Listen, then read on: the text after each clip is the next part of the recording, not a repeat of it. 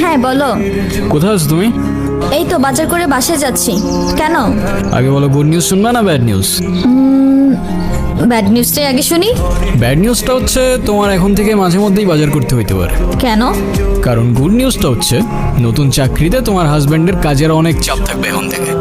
Congratulations. কিন্তু sir, আমি আর বাজার করতে পারবো না। যত রেটি হোক না কেন, বাজার কিন্তু আপনাকেই করতে হবে। কেন, কি হয়েছে? আরে ধুর, আমি একদমই দামাদামি করতে পারি না। আজকেও 150 টাকা ঠকে আসছি।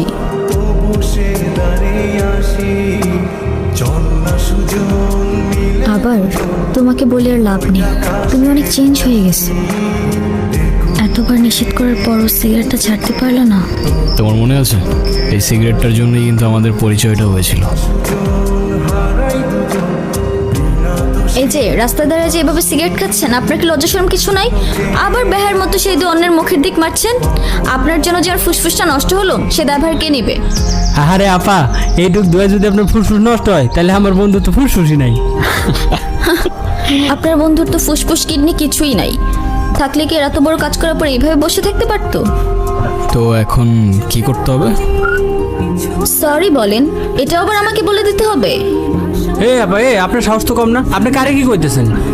সরি।